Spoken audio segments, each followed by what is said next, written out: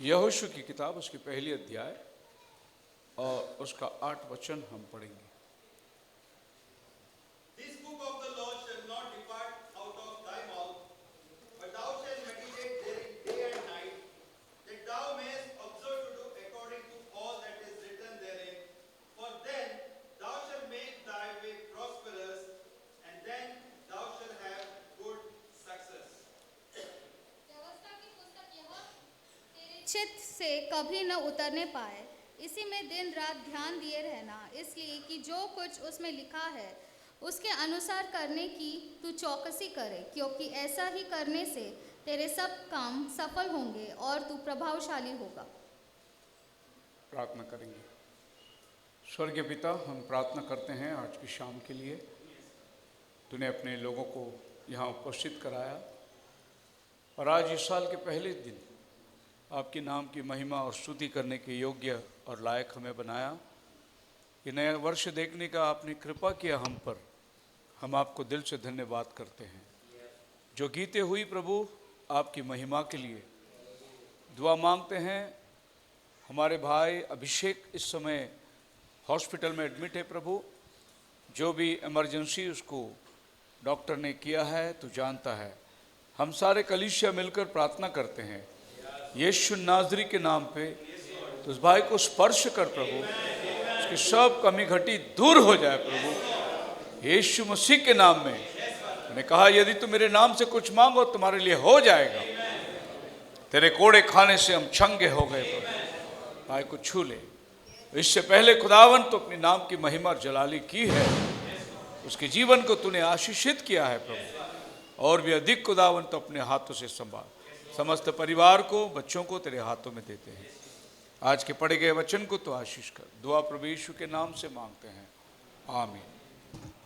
Bible कहती है ये वचन, द बुक ऑफ लॉ, व्यवस्था तेरे चित्त से उतरने ना पाए, रात और दिन इसमें तू ध्यान करना।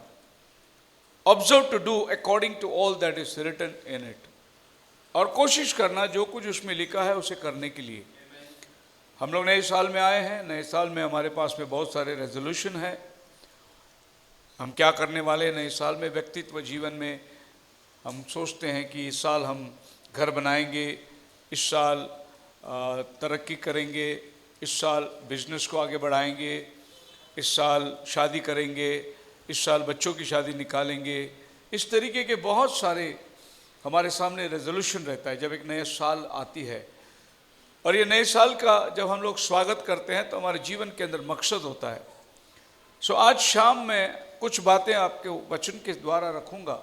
7 things to meditate upon, 7 बातों पर हम लोग इस वर्ष में मनन करेंगे।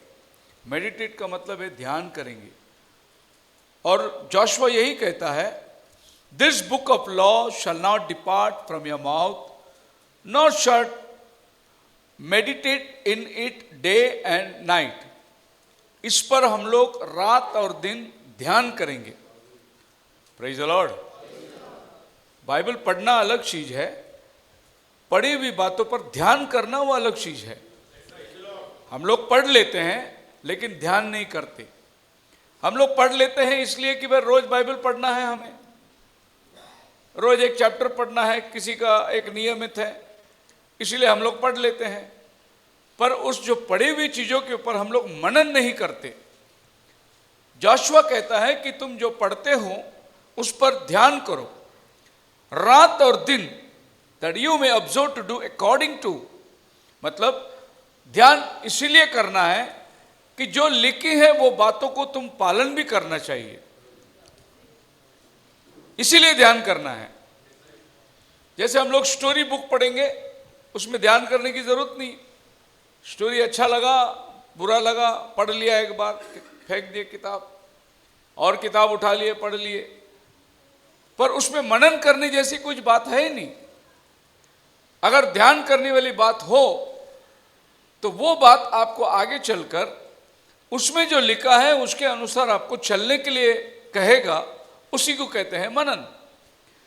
हमने बाइबल पढ़ी, बाइबल के अनुसार हमने अपना जीवन को बना लिया और वचन के अनुसार हम लोग हर कदम सोच सोच के उठाते हैं। इसका मतलब यह है कि हमने पढ़ा हुआ वचन पर ध्यान किया, उस पर हमने मनन किया और अभी हम लोग उसके अनुसार चलने की कोशिश कर रहे हैं। चूक जाएंगे हम लोग, लेकिन कोशिश तो हमारी यही रहेगी कि हम उस पर मनन करते हैं। So when we read a Bible, the spirits are saturated with the truths of God. जब हम बाइबल पढ़ते हैं तो परमेश्वर की आत्मा हमें सच्चाई में अगुवाई करती है। आप कहानी की किताब पढ़ोगे तो परमेश्वर की आत्मा आपको अगुवाई नहीं करेगी, क्योंकि वो किसी कहानी ने, किसी मनुष्य ने लिखा हुआ है और वो मनुष्य मर गया या जीवित भी हो, पर उसकी आत्मा आपको नहीं चलाएगी। लेकिन जब आप परमेश्वर का वचन पढ़ोगे तो परमेश्वर का आत्मा तुम्हें चलाता है। आप न्यूज़पेपर पढ़ो, आपको आत्मा नहीं चलाएगी, क्योंकि वो अखबार लिखा हुआ है, कुछ लोगों ने न्यूज़ इकट्ठे किए, छाप दिए। डेली हम न्यूज़पेपर पढ़ते हैं कुछ बातों को जानने के लिए, उसमें और आत्मा का कोई संबंध नहीं है। या आप कोई बहुत बड़ी नॉवल पढ़ लीजिए या कोई साइंटिफिक बुक पढ़ लीजिए, उसमें कोई आत्मा का प्रभाव नहीं पड़ेगा आप पर। लेकिन जब आप बाइबल पढ़ोगे तो पवित्र आत्मा का प्रभाव आप पर पड़ता है, क्योंकि बाइबल का वचन जो लिखे गए हैं वो पवित्र आत्मा की प्रेरणा से लिखी गई है और फिर ये बातें आपको मजबूर करता है। So meditating on the words of God shows us how to live and where to keep our focus. तो जब हम वचन पर ध्यान करेंगे तो वचन हमें सिखाता है कि हमारा फोकस कहाँ होना चाहिए, हमारा ध्यान कहाँ होना चाहिए, हमारा लक्ष्य क्या होना चाहिए, हमारा चाल चलन कैसे होना चाहिए, यह हमें वचन सिखाता है। The world seems constantly in turmoil but God does not change. हम देखते हैं सांसारिक का वातावरण जो है वो बिगड़ता जा रहा है और वह दिन ब दिन वो खराब होते जाएगा, लेकिन परमेश्वर का वचन जो है वो कभी खराब नहीं होगा, वो हमेशा स्थिर रहने वाला वचन है। आज एक लेखक ने अगर कोई किताब लिख दिया, कल वो लेखक मर गया, उसकी कहानी उसके साथ में खत्म हो जाती है। लेकिन बाइबल ऐसी किताब नहीं है। बाइबल जब आप पढ़ोगे तो आपको उसके ऊपर ध्यान करना है और वो ध्यान आपके लिए जीवित बन जाती है। The distractions of the enemy so that we can discern the will of God in our daily lives. Bible इसलिए पढ़ना है कि हमारे प्रतिदिन आत्मिक युद्ध के अंदर शैतानी आत्मा के साथ में हमारा जो सामना होता है, यह वचन हमें मदद करता है उस आत्मा को परखने के लिए और अपने आप को सावधान बरतने। तो ये वचन जो है आपको मार्गदर्शन करती है। सबसे पहला स्टेप, इस साल में हम लोग बाइबल ज़्यादा पढ़ेंगे। 2025 में बाइबल, अगर आपने एक अध्याय पढ़ने वाले होंगे तो 2 अध्याय पढ़ना शुरू करो। मैं जब बाइबल पढ़ना शुरू किया था, हम लोग बहुत बाइबल पढ़ने में ये थे, क्या बोले, कितनी किताब है बाइबल में? 66 किताब है। 66 डे में हमने पूरी बाइबल पढ़ लिया। कितनी? 66 डे में हमने पूरी बाइबल पढ़ ली। मतलब एक दिन एक पूरी किताब पढ़ लिया। जेनेसिस की 50 चैप्टर है, पूरी 50 चैप्टर पढ़ना है आज हमको। कल निर्गमन पढ़ना है, परसों जो है लिवाटिकस पढ़ना है। देखेंगे ऐसे पढ़ के, और हमने पूरी बाइबल खत्म कर दी। एक बार नहीं, इस 45 साल में ना जाने बाइबल कितनी ही बार पढ़ ली हमने। ये बाइबल पुराना हुआ ही नहीं किताब। परमेश्वर का आत्मा आपसे बात करता है जब आप बाइबल पढ़ोगे तो। फिर आप अगर एक चैप्टर पढ़ते होंगे तो आप ये साल में 2 चैप्टर पढ़ो। अगर आप 2 चैप्टर पढ़ते होंगे तो ऐसा वादा करो, ये साल में प्रभु मैं डेली 3 चैप्टर पढ़ूंगा। अगर आप बाइबल ही नहीं पढ़ते होंगे तो 1 चैप्टर पढ़ना शुरू करो। अगर आपने समझो, आप बोले यार ये तो मालूम नहीं था रोज 1 चैप्टर पढ़ना है, नहीं तो कल से शुरू करो। तो आपका बाइबल जो है पूरा वर्ष के अंदर आपका बाइबल कंप्लीट हो जाएगा। और अगर आप यीशु को मानते हैं, आप क्रिश्चियन हैं, तो जिंदगी में एक बार पूरा बाइबल कंप्लीट करना बहुत जरूरी है। इस बात को घमंड से कहो कि मैंने पूरी बाइबल कंप्लीट किया है। ये नहीं यहां थोड़ा पढ़ लिया वहां थोड़ा पढ़ लिया, नहीं, पूरी बाइबल मैंने पढ़ी है कह सकते हैं आप। ये हमारा प्यारा किताब है। अगर मैं आपको पूछूं कितने लोग बाइबल पूरा किया है तो एक भी हाथ नहीं उठेगा इधर। पूरा बाइबल पढ़ लिया है, वेरी गुड, ये जरूरी है। पर आप देखेंगे परसेंटेज वाइज हम लोग कम से कम यहाँ पर 100 लोग के आसपास बैठे हैं और 100 लोग में खाली 3 लोगों ने हाथ उठाया पूरा बाइबल पढ़ा है। मतलब परसेंटेज वाइज कितना लो मार्क है अपने पास, कमजोर है हम लोग बहुत। इसका मतलब है कि हम अगर पढ़ते ही नहीं तो ध्यान कब करेंगे, उस पर मनन कभी करेंगे हम लोग। जब आप पढ़ोगे तो आपका ध्यान होगा उस पर। सो द वर्ल्ड सीम्स, और ये आपके जीवन में लेकर आएगा परेशानियां, मुसीबतें, तकलीफें। So meditating is more just reading the chapter of a scripture a day. ध्यान करना जो है वो पढ़ने से भी कहीं एक उत्तम बात है।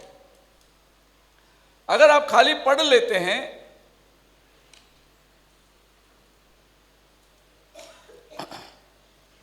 माफ करना मैंने स्क्रीन देखा नहीं,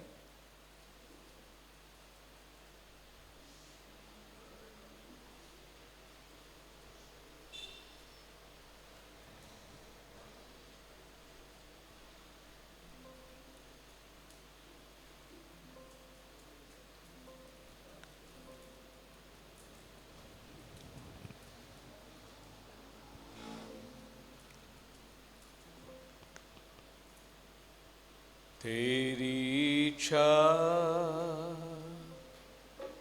पूरी हो जाए,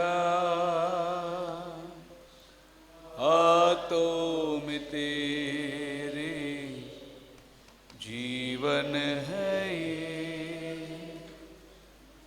मैं मिट्टी हूँ, तू है कुम्हार, मुझको उठा, मुझको बना। मैं मिट्टी हूँ, तू है कुम्हार, मुझको उठा, मुझको बना। So where we try to comprehend what God is saying to us and how we can apply it in our lives.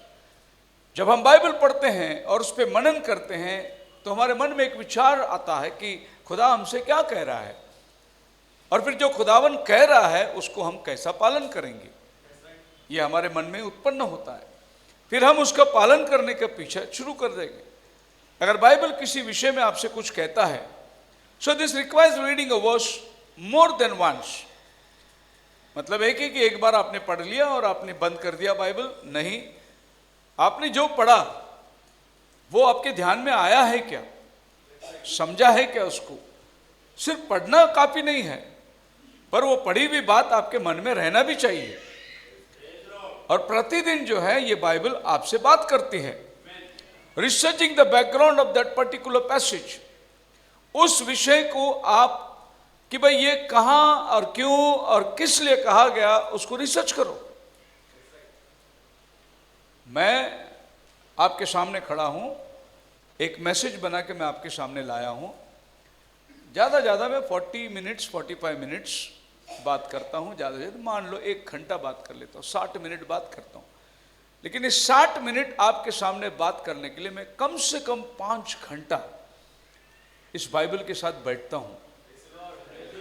तभी मैं ये 5 घंटे का जो मसाला है वो 1 घंटे में आपके सामने लाता हूं।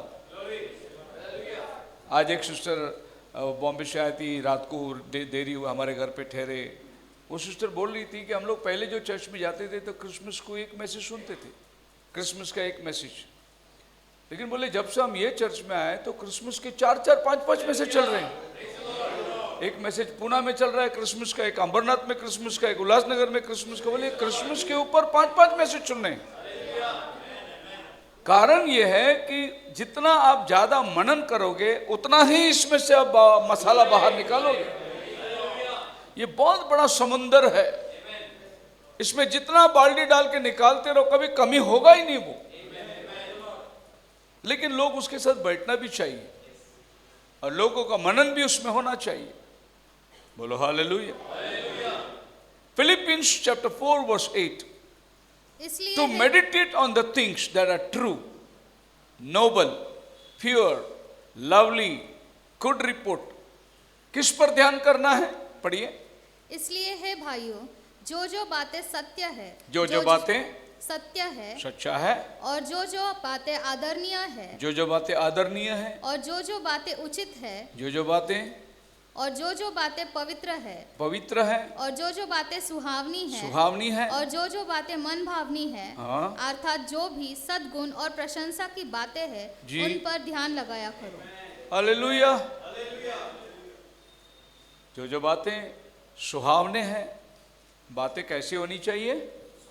सुहावने। हालेलुया। बातें कैसी होनी चाहिए? प्योर। बातें कैसी होनी चाहिए? लवली। बातें कैसी होनी चाहिए? नोबल। बातें कैसी होनी चाहिए? Should be true report, a good report. अगर आपको ये सब बातें बाइबल में मिलती हैं तो इस पर आपको मनन करना है, इन्हीं चीजों को बाहर निकालना है। The enemy is always trying to trip us up and distract us। शैतान हमेशा, अक्सर आप बाइबल निकालो पढ़ने के लिए, आपको नींद जरूर आएगा। एक नींद की बीमारी बहुत खतरनाक है जो बाइबल पढ़ने नहीं देती। बहुत से लोग तो चर्च में सोते हैं।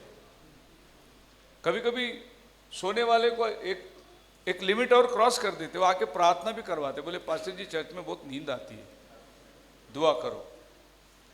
तो मैं उसको दुआ करूंगा तो उसकी नींद जाएगी, ऐसा नहीं है। मैं ये सलाह दूंगा कि आप चर्च में आने के पहले घर में सोइए मत, आप जागते रहिए। तो फिर क्या होगा? चर्च में आते आपको नींद आएगा। तो फिर आप क्या करो, चर्च में आने के पहले घर में सो के आओ। आपका बॉडी को जितना नींद चाहिए उतना नींद दे दो उसको। मेरे लिए कोई फर्क नहीं पड़ता। मैं कल सवेरे 7 बजे से खड़ा हूं, रात को 2 घंटा में खाली रेस्ट किया होगा, मेरे लिए नींद का कोई फर्क है ही नहीं। लेकिन आप लोग 1 घंटा बैठ के सुनने में भी नींद आता है। कोई लाते माँ बाप बोलते हुए, बच्चा मीटिंग में बहुत शरारत कर रहा है, चर्च में बात ही नहीं मानता है। तो मैं कहता हूं कि क्या करो, आप घर में बच्चों को सोने मत दो, उसको जगा के रखो। वो जैसे चर्च में आ जाएगा सो जाएगा वो। उसके लिए प्रार्थना करके कुछ नहीं होने वाला है। आपका लाइफस्टाइल आपको चेंज करना पड़ेगा। आपको चर्च में नींद आती है तो दोपहर को बिरयानी मत खाना, संडे के दिन फास्टिंग करना, उपवास करके आओ। देखो ऐसी वचन सुनने के टाइम चूहे दौड़ेंगे पेट में कि ऐसा लगेगा बाबा जब कभी वचन खत्म होता और फिर मैं घर में जाके खाना खाऊं, नींद नहीं आएगा। मतलब हम लोग साइड ट्रैक जो है वो रास्ता लेने को अपनाते हैं, पर एक्चुअल उसका प्रॉब्लम क्या है वो समझना बहुत जरूरी है। सो जितनी बातें सुहावने, take each time day meditate the scripture so that you are focused be on the God and you are prepared for whatever the day may bring. जो सवेरे आपने वचन पढ़ी और वो वचन आपको दिन भर में ताकत देगी, आपको बात करने की हिम्मत देगी, आपको दुनिया के सारे वातावरण का सामना करने की साहस देगी। मान लो जैसे आप सवेरे एक टॉनिक पीते हो, ताकि डॉक्टर ने बोला ये टॉनिक आपके बॉडी को जो है आपके इम्यून सिस्टम को बढ़ाएगा और सारा दिन आपको काम करने की ताकत देगी, वैसे आप सवेरे बाइबल पढ़ोगे तो दुनिया के अंधकार की शक्ति से लड़ने की ये ताकत देगी तुम्हें। ये बहुत आपकी इम्यून सिस्टम को बढ़ाएगी। हम लोग ने आयुर्वेदिक दवा खा लिया, होम्योपैथिक दवा खा लिया, हमने एलोपैथिक खा लिया, लेकिन ये जो ओरिजिनल दवा है ये नहीं खाते हम लोग। अगर ये खाएंगे तो आप देखेंगे बहुत जबरदस्त काम आपके जीवन में होगा, क्योंकि इसके अंदर जीवन है। सो ये 2025 में सबसे पहले बाइबल पढ़ना शुरू करो। मैंने रेजोल्यूशन लाया हूं। आप बोलोगे क्या पास्टर जी, बाइबल तो हम पढ़ते ही है। मनन करना शुरू करो, उस पर ध्यान करना शुरू करो। बोले पास्टर ध्यान भी करते हैं, फिर चलना सीखो, उसमें चलना भी करो। क्योंकि आप खाली पढ़ लिए, ध्यान नहीं किए, और ध्यान करते हैं तो चलते नहीं है, जीवन टेढ़े मेढ़े काम कर रहे हैं। आपके अंदर पवित्र आत्मा का काम नहीं है। अगर आप सभ्यता में नहीं रह सकते तो आपके अंदर आत्मा काम नहीं कर रही है। आपको यह समझना बहुत जरूरी है। सब्जेक्शन क्या होता है? एक अधिकार परमेश्वर के वचन दिए हैं, एक पावर, एक अथॉरिटी चर्च में दिया है, उसके अधीनता में रहना यह पवित्र आत्मा का काम है। अगर आप उसकी लिमिटेशन पार करोगे तो फिर आपके अंदर पवित्र आत्मा काम नहीं करता। हमें मालूम नहीं, आत्मा जरूर काम करता है, लेकिन कौन सा आत्मा काम करता है ये नहीं मालूम हमें। आदमी बहुत उत्साही हो जाता है कभी कभी। शरीर के अंदर भी हम लोग बहुत सारी चीजों को महसूस कर सकते हैं, लेकिन क्या वो आत्मा का अगुवाई है, ये बात जानना बहुत जरूरी है। शरीर के अंदर बहुत से लोग पवित्र आत्मा का भावना को बताते हैं लोगों को। कोई लोग शिवरिंग करते हैं, कोई लोग अन्य भाषा में बोल देते हैं, कोई लोग जगह से उड़ जाते हैं। मतलब ये सब पवित्र आत्मा का बहुत सारे लक्षण हैं। लेकिन ये तो दुष्ट आत्मा भी करवाएगा आपसे। सबूत क्या है? ये पवित्र आत्मा है। आपका काम वचन से मेल खाना चाहिए, वही पवित्र आत्मा का काम है। अगर इधर एक आत्मा आया और उसने 4-5 लोगों को लात मार दी, बाइबल उठा के फेंक दी, तो वो पवित्र आत्मा नहीं हो सकता। क्योंकि पवित्र आत्मा गड़बड़ी का नहीं है। पवित्र आत्मा क्या है? सभ्यता को लाता है। चर्च के अंदर हमेशा क्रमानुसार होना बहुत जरूरी है। 1 2 3 4 5 6, आप 1 2 छोड़ के सीधा 10 लिख दो, वो चर्च में काम नहीं होता। आपको क्रमानुसार जाना बहुत जरूरी है। इसके लिए हम बाइबल नहीं पढ़े। अगर बाइबल पढ़े होते तो ये सारी बातें आपके ध्यान में होता। सेकंड चीज, इस 2025 के अंदर हिब्रूज चैप्टर 10 वर्स 24-25 के अंदर लिखा है, जैसे जैसे वो दिन निकट आते देखो, आपस में इकट्ठा होना मत छोड़ो। Attend the church. हमने प्रार्थना सुनी ऑफरिंग के टाइम पे, ब्रदर चौहान ने बोला, प्रभु हम लोग आखिरी दिन में जी रहे हैं, समय थोड़ा रह गया है, कठिन समय आ रहे हैं। ये टाइम पे बाइबल क्या कहता है? तुम्हारा एकत्रित होना मत छोड़ो। Make a commitment. प्रभु से वायदा करो 2025 में, प्रभु कुछ भी हो जाए मैं चर्च को डंडी नहीं मारूंगा। कोई भी परिस्थिति आ जाए, खुदावन को दिया हुआ समय आप खुदावन को दे दो। एक कमिटमेंट खुदा के साथ बनाए रखो। प्रभु ने हमारे लिए भवन इसलिए दिया है। आज बहुत से लोग बोलते चर्च की जरूरत नहीं है। चर्च की जरूरत नहीं है तो फिर बाइबल क्या कहती है? जैसे जैसे वो दिन निकट आते देखो, आपस में इकट्ठा होना मत छोड़ो। हम घर में थोड़ी इकट्ठा हो सकते। इकट्ठा होने का एक ही जगह है जिसको हम प्रभु का भवन कहते हैं। और प्रभु का शुक्र है, मैं प्रभु का धन्यवाद देता हूं कि कितना महान है परमेश्वर का कार्य। और वो जब कैसे सेवा को चलाता है तो कैसे चलाता है। देखो हमारे पास में अपनी खुद की बिल्डिंग नहीं है, लेकिन हम कभी भी बगैर चर्च के नहीं रहे। प्रभु ने दरवाजा खोलता ही गया। ऐसा कभी समय आया नहीं कि भाई किधर अभी किधर जमा होंगे, किधर आराधना करेंगे, किसके घर में, ऐसा कभी समय नहीं आया। प्रभु एक के बाद एक हमारे लिए जगह तैयार करता रहा। आप मेरे साथ हैं? वो जक्कैया जिस गुल्लर के पेड़ पे चढ़ के यीशु को देखा था, किसी ने तो पेड़ लगाया था, किसी ने तो चर्च बनाया है। हम जैसे जक्कैया इधर आके यीशु को देखे, पेड़ का कोई तो फायदा किया है। हालेलुया। लेकिन आज हमें यीशु से मिलने का, यीशु से बोलने का, यीशु का सुनने का मौका हमें मिला है। एक शरण स्थान मिला है और हर बार परमेश्वर ने हमें उत्तम से उत्तम ही चलाया है। मैं समझता हूं कि यहां से रैप्चर होगा, ऐसा लगता है।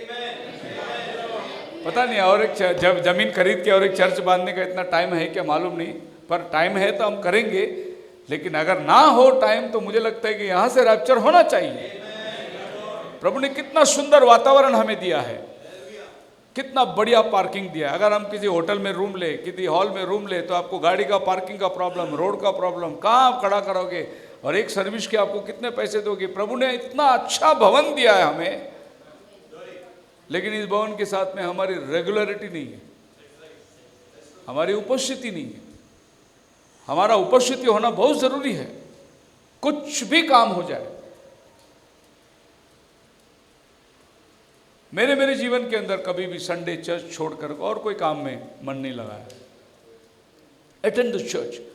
I often hear Christians say that they don't need or attend the church to worship God. That may be true, but one of the purpose of church is to fellowship with other believers and encourage one another. Revolution बहुत आ गया अभी लोग ये भी revolution आ गया कि अभी प्रभु आ गया है, इसके लिए चर्च की जरूरत नहीं है, संगति की जरूरत नहीं है, अभी इकट्ठे होने की जरूरत नहीं है, अभी दशमांश देने की जरूरत नहीं है। भिन्न भिन्न प्रकार के शिक्षण चले आ गए। आप उसी मूल शिक्षण को पकड़े रखो जो प्रेरित लोगों ने किया था। शिक्षण कितनी भी आते रहने दो, आती रहेगी, लोगों को घर बिठा देंगे, लेकिन चर्च में आने से क्या फायदा होता है? हमारी संगति होती है, हम एक में के दूसरे विश्वास के साथ में मुलाकात करते हैं, एक में की तसल्ली मिलती है, एक में की हिम्मत मिलती है, एक में का प्रार्थना का सहायता मिलता है। अभी हम आते वक्त एक खबर मिली कि ब्रदर अभिषेक को तकलीफ हो गई, वो हॉस्पिटल गए हैं, तो हमने कलीसिया में उसके लिए प्रार्थना करी। जैसे ही न्यूज़ आया, आज हम लोग सब मिलकर, आपको यकीन करो कि अगर हम लोग 100 लोग मिलकर एक ही बात मांग रहे, प्रभु तो उसको चंगाई दे, तो क्या प्रभु नहीं सुनेगा? सुनेगा। यही फायदा है चर्च में आने का, यही संगति का फायदा है कि मेरे लिए मेरे बच्चे, मेरे लिए मेरे बाप, मेरे माँ, मेरे बहन मेरे लिए दुआ करते रहेंगे। और भाई ब्रह्म हमें बताता है कि जब कलीसिया किसी के लिए प्रार्थना करनी छोड़ दे तो प्रभु का हाथ निकल जाता है उसके पास से और वो खुला हो जाता है। हमला कभी भी उसके ऊपर हो सकता है। जैसे एक भेड़ अगर चाहे तो चरवाह के पास से छोकर वो मैदान में जाके खुलेआम खाना खा सकती है, क्योंकि मैदान बहुत बड़ा है। और वो भेड़ कहेगी चरवाह मुझे आपकी ज़रूरत नहीं, घास तो सब जगह में पड़ा है, मैं जाके खुद चर के लूँगा। लेकिन उसको खतरा है। खतरा किस बात का है? लोमड़ी, शेर, जंगली जानवर वो आके उस पर मार देंगे, हमला करेंगे। घास तो बहुत है। जब चरवाह के लाठी के नीचे आप रहोगे तो क्या होता है? संरक्षण मिलता है आपको। आप खाली घास चरते रहो, चरवाह लाठी लेके देखता रहेगा कोई जंगली जानवर आता है कि। यही चर्च का फायदा है। घर में बैठ के आप प्रार्थना कर सकते, लेकिन आपके लिए एक चरवाह लाठी लेके खड़ा है, आपके लिए एक चरवाह एल्डर लोग है, आपके लिए डीकन लोग है, आपके हालात को जानने के लिए कोई लोग है, आपकी शुद्धि लेने के लिए कोई लोग है। इसीलिए संगति की हमें सख्त जरूरत है।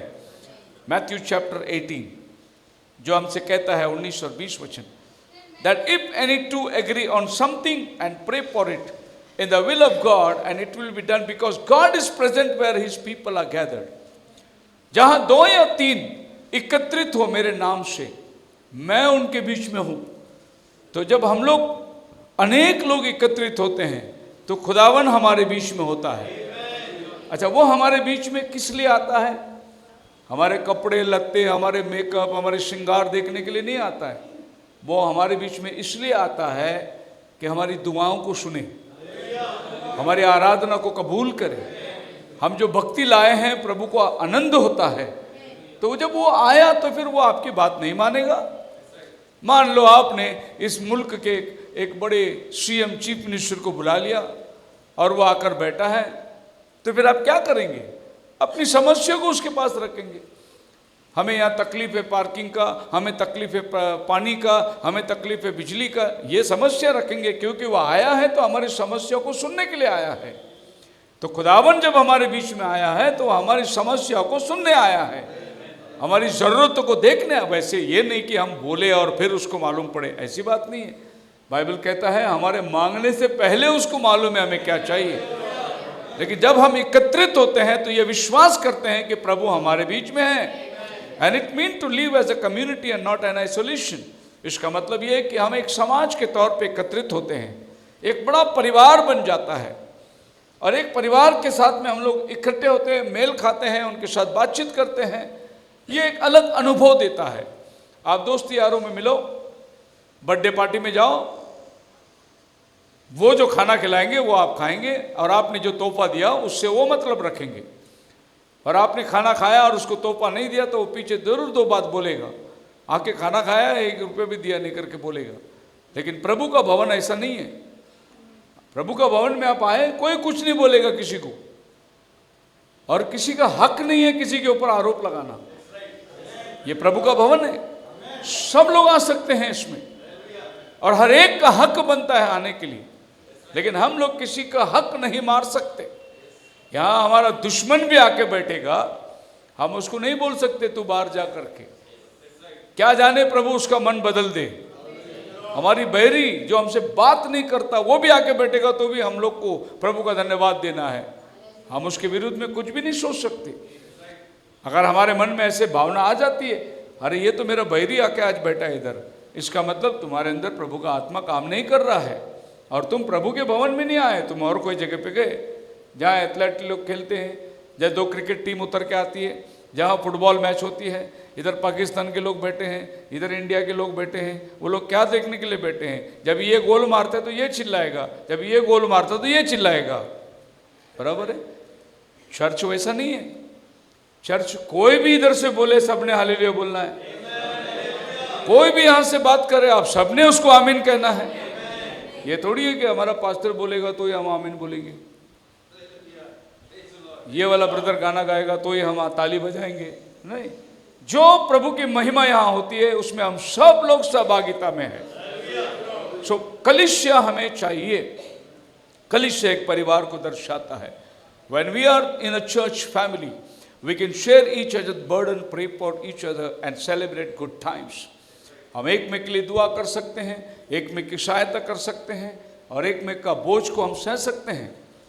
हालेलुया। अभी ब्रदर राज और उनकी वाइफ बेंगलुरु गए थे, सो उन्होंने डाल दी मैसेज, दुआ करिए हमारी सफ़र के लिए, दुआ करिए हमारे पापा के लिए, और फिर हम दुआ करते हैं उनके लिए। प्रभु उनका सफ़र को तय करता है, प्रभु वहाँ अपना चंगाई का हाथ को बढ़ाता है। यही तो एक फ़ायदा है कलीसिया का, कि भाई हमारे तकलीफ में 4 व्यक्ति मिलकर मन होकर प्रभु से मांगते हैं। इसके लिए चर्च की सख्त ज़रूरत है। चर्च बोलने से कोई सिनेमा थिएटर नहीं है कि हम गए और देख लिए, एंटरटेनमेंट बहुत अच्छा हो गया, गाना भी बहुत अच्छा हुआ, संदेश भी बहुत अच्छा था, पर हमें नहीं मालूम हमारे पड़ोस में कौन बैठा था, हमने किसी के साथ में मुलाकात नहीं करी। नहीं, हमने प्रत्येक व्यक्ति के साथ मिलना है। अगर हमसे कोई मिलने नहीं आए, हमने जाके उससे मिलना है। मेरे साथ ऐसा नहीं हो सकता, क्योंकि मैं एक जगह में खड़ा रहता हूँ और आप सब लोग मुझे आके मिलते हैं, बहुत अच्छे। अगर मैं आपकी तरह बिलीवर होता तो मैं सबको मिल के जाता, पर ये मेरे साथ संभव। लेकिन आप लोग सबसे मिलना बहुत ज़रूरी है। चर्च के एल्डर्स और डीकन्स लोग ध्यान रखना बहुत ज़रूरी है। आज कौन नया विश्वासी चर्च में आया है, आज कौन पहली बार चर्च में आया है, उनसे मिला, प्रेज द लॉर्ड, भाई कैसे लगा आपको, कैसे आज की संदेश लगी।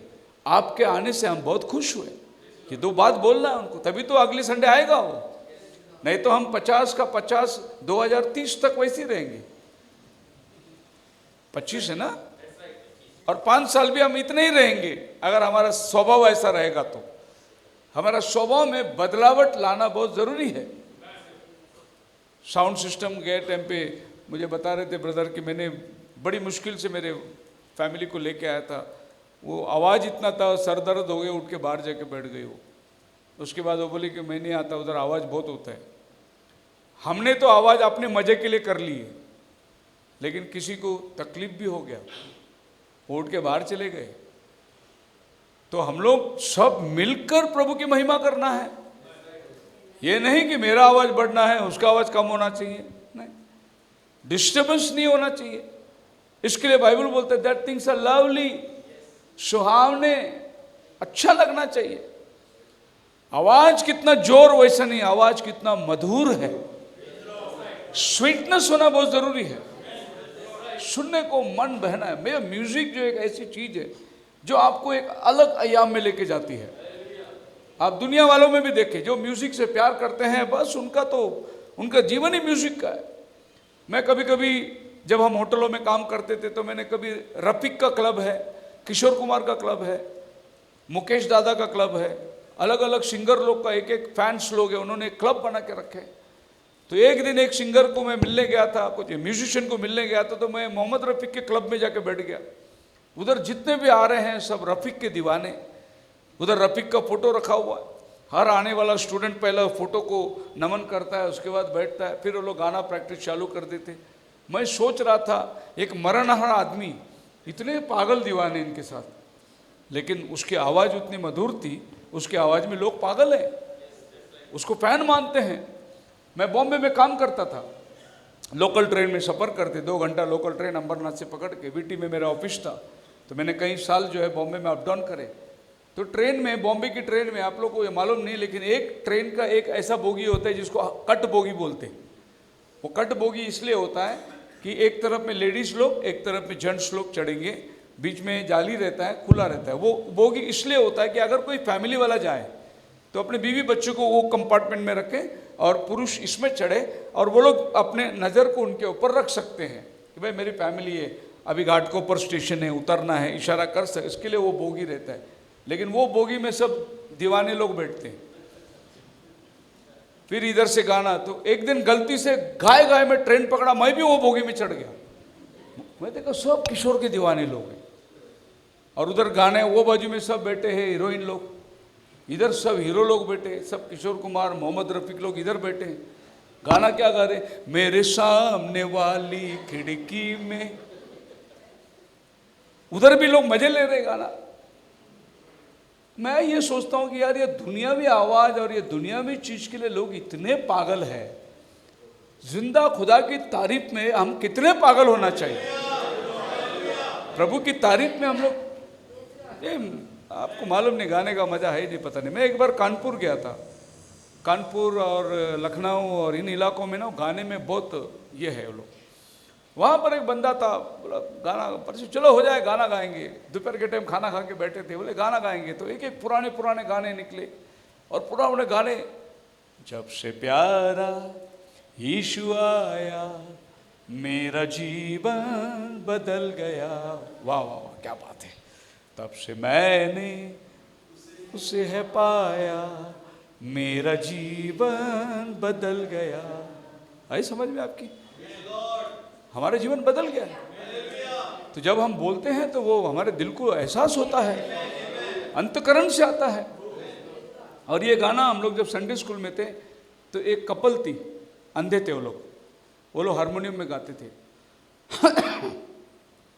अगर वो गाना हारमोनियम लिया, उसने गाना शुरू किया, आप सुनते रहो, दिखाई नहीं दे रहा है।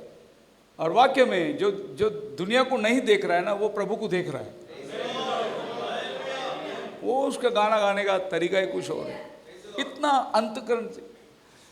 जब गम और मुसीबतों में सहारा देकर, मेरे पापों का बोझ लेकर अपने ऊपर, क्या बात है, मेरे पापों का बोझ उसने अपने ऊपर लिया। हम लोग गाना किधर भी जाए अपना एक ही स्टेप ताल चलता है, देखो। पर हमने गाने में आमेन, हालेलुया, प्रेज द लॉर्ड, जब पास्टर ने गीत गाया, हम्द करूं, आमेन, हालेलुया, प्रभु हम तेरी हम्द करते हैं, स्तुति करते हैं प्रभु। आपने बोलना चाहिए। हमने अभी तक आराधना भी सीखा नहीं है, मतलब आपके मन से, अंतकरण से आना चाहिए। सो मसीह में मैं तो गाने का दीवाना हूँ, मैं तो सच बोलता हूँ। मेरे को म्यूजिक से मुझे बहुत प्यार है, और मैं किधर भी जाता हूँ तो मैं गाना, और ये लोग तो मेरे पीछे पड़ जाते कभी कभी, आप गाते क्यों नहीं। इस बार में मैं पंजाब गया था, मैं गाना नहीं गा रहा था, बोले अरे एक तो गाना गाओ, एक तो गाना गाओ। फिर एक कन्वेंशन में बड़ी मजबूरी से बोले नहीं आज आपको गाना गाना ही पड़ेगा। मैंने ठीक है गाता हूँ यार। मैं इसलिए नहीं गाता हूँ क्योंकि मेरे लायक म्यूजिक नहीं बजती है उधर, तो मेरे लायक बजाने वाले हो तो मैं गाना छोड़ूंगा ही नहीं। हालेलुया। आप बहुत रेयर पास्टर लोग आपको मिलेगा जो गाना भी गाते होंगे, बजाते भी होंगे और फिर प्रचार भी करते होंगे। मैंने तो बहुत सारे प्रचारक लोग को देखा, उनको गाने में ताली भी नहीं बजाना आता बराबर। अगर वो ताली बजाएंगे तो आप गा भी नहीं सकते उसके बाजू में बैठ के। कोई कोई बेसुरीला ताली भी बजाते, उसके बाजू में बैठ के आप ताली नहीं बजा सकते, आप भूल जाएंगे कौन सा ताली। वो बाजू वाला अपना रणगाड़ा जा रहा है उसका, उसको कोई फर्क नहीं गाना किधर जा रहा है, उसने जो शुरू किया वही स्टेप में चलता रहेगा। फेलोशिप जो है हमें बहुत सारी चीजों को सिखाती है। हमारे अंदर जो क्वालिटी है वो क्वालिटी बाहर पड़ती है। हम लोग ने कल रात संडे स्कूल के बच्चों का काम देखा, अरे दाग देने की बात थी। हम हैरान हो गए, बोले कि यार बच्चे लोग इतने टैलेंटेड, जबरदस्त तरीके से। ये हमको उनको मौका देंगे तो उनका अंदर का गुण मालूम पड़ेगा हमको कि वो बच्चे के अंदर क्या छुपा हुआ है, वो बच्चे के अंदर क्या क्वालिटी है, ये हमें समझ में आएगा। इसीलिए संडे स्कूल चलाया जाता है ताकि संडे स्कूल में इनका गुण, इनकी क्वालिटी। हम भी एक दिन संडे स्कूल में थे, जो आज हम पुलपिट में खड़े हैं, तो आज जो संडे स्कूल में बैठे हैं ये कल किसी पुलपिट में खड़े रहने वाले हैं। ये सब कलीसिया के अंदर तैयार होता है, घर में बैठने से नहीं तैयार होता। इसीलिए हमें चर्च की जरूरत है। We can also hold each other accountable to a higher standard of Christ.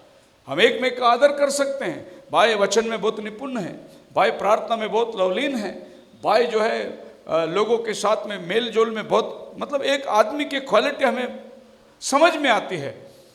It's easy to let sleep when we think no one is watching, but if we involved in local church, then we are challenged to grow spiritually and hear God's word weekly.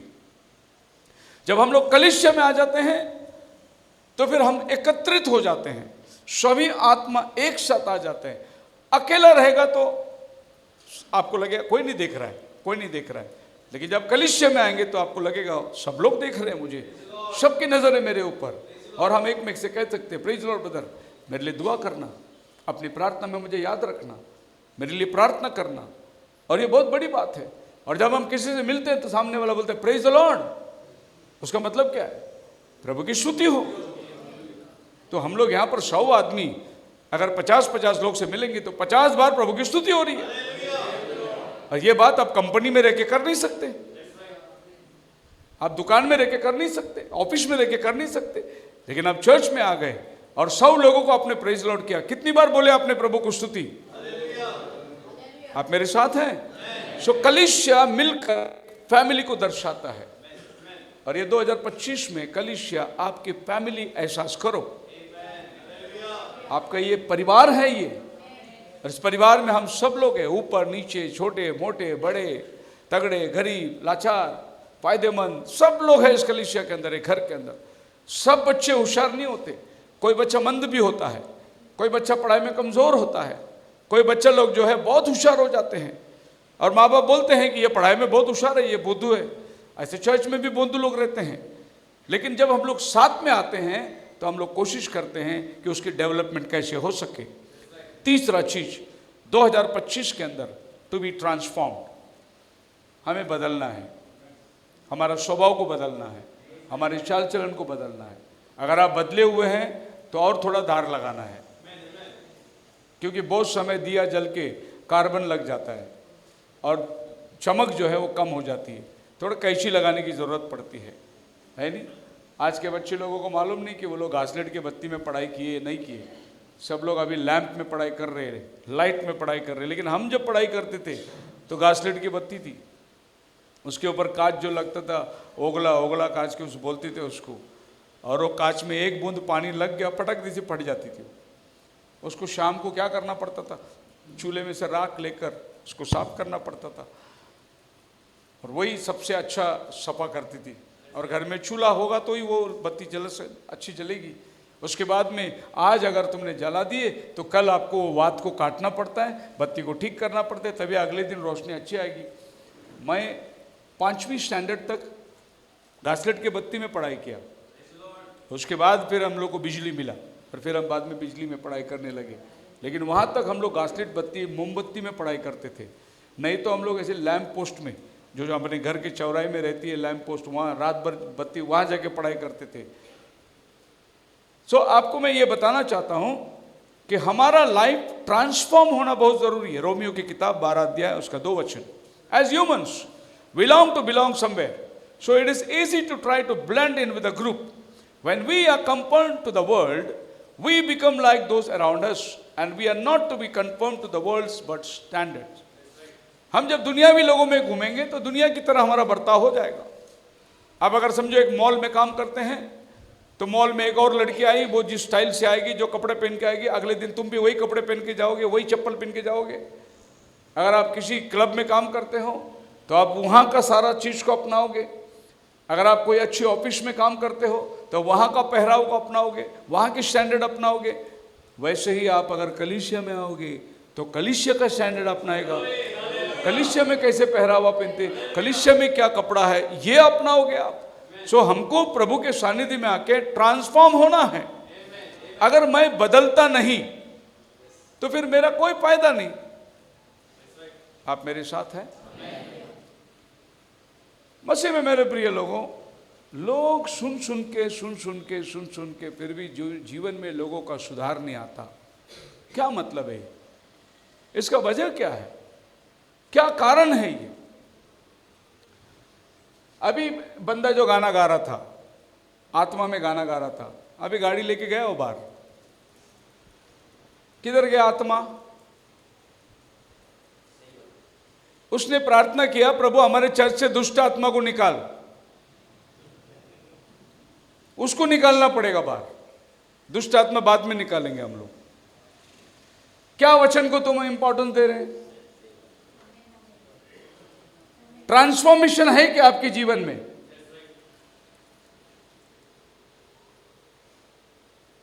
अगर बदलावट नहीं है तो आपके अंदर बीमारी है और बीमार का इलाज करना जरूरी है। हम लोग खिलवाड़ करने के लिए नहीं आ रहे, इधर खेलने के लिए नहीं आ रहे। We mean it. हम खुदा के साथ एक करार बांधने आते हैं इधर। तुम्हें मालूम नहीं पड़ेगा शैतान तुम्हें कैसे मारेगा। प्रभु के आत्मा के साथ में खिलवाड़ नहीं करना। यह जगह पवित्र स्थान है।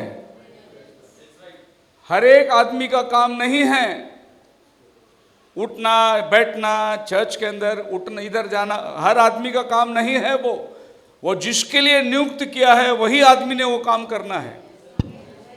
हालेलुया। वरना शैतान की आत्मा काम करेगी। अभी मैं आपको बताता हूं कि आपकी इंपॉर्टेंस क्या है। बाकी के लोग सब मूर्ख है जो आके बैठे और संदेश होने तक बैठे रहते हैं। पिछली बार में मैंने ऐसे बोला, क्या तुम 1 घंटे में नहीं बैठ सकते? कोई उठने का नहीं। बाद में मैसेज के बाद मुझे मालूम पड़ा हमारे बुजुर्ग भोसले अंकल बेचारे, उनको टॉयलेट को जाना था, बोले पास्टर उठने का नहीं बोला, इसके लिए वो दबा के बैठने आए। मैं बोला ऐसे जो लोग कमज़ोर है, कमी तबीयत में, वो पीछे बैठे रहे, वो जा सकता है। मेरा उद्देश्य उनके लिए नहीं था, मेरा उद्देश्य था वो जवान लोग जो फालतू में उठते उनके लिए था, बेमतलब के लिए उठते उनके लिए था। सो हर क्षेत्र के अंदर आपको समझना है। हमें मालूम है अगर कोई उठता है तो क्या परिस्थिति से वो उठता है, वो हमें मालूम है। और जो बेमतलब का उठता है वो भी हमें मालूम है क्या मतलब से उठता है वो। आप मुझे समझ रहे हैं मैं क्या बोल रहा हूं आपको? You have to be transformed. अगर आप साल भर चर्च में आए और आपके अंदर परिवर्तन नहीं है, इसका मतलब आप में खोट है। बदलावट आपके अंदर आना जरूरी है। आपका लाइफ चेंज होना जरूरी है। नहीं तो वही पुरानी गीत गाते रहोगे तो कोई मतलब नहीं। हम यहां आए हैं अपना सुधार करने के लिए आए हैं, to become a better people. और याद करो, मैं जितना साल से चर्च में जा रहा हूं मेरे अंदर सुधार आया है, परिवर्तन आया है, मैं बदलता जा रहा हूं और मैं रोज बरोज अपने प्रभु के करीब आ रहा हूं। यही मेरा लक्षण है। और अगर मैं बहुत आराधना कर रहा हूं और प्रभु के साथ है नहीं तो क्या फर्क? कोई मतलब नहीं। हमारे इधर एक ब्रदर थे, राजू मलिक उसका नाम था, और बहुत अच्छा गाना गाते थे। और बिशप विक्टर जादव का लड़का था वो, बड़ा लड़का, बीच वाला लड़का गिटार बजाता था। वो रूप कला ऑर्केस्ट्रा में गिटार बजाता था, बराबर है क्या? हाँ। लेकिन जब ही वो प्रभु में आए तो उन्होंने ऑर्केस्ट्रा छोड़ दिया। मतलब वो इंडस्ट्री में बजाने वाले लोग थे। जॉनी लीवर जैसा आदमी 300 रुपए के लिए उनके पास शो करता था, लेकिन जब वो प्रभु में आए और जब प्रभु को बजाने लगे, वो सब बात को छोड़ दिया। हम प्रभु के भवन में आए तो दुनियादारी हमसे निकलना चाहिए। इसी को बोलते ट्रांसफॉर्मेशन।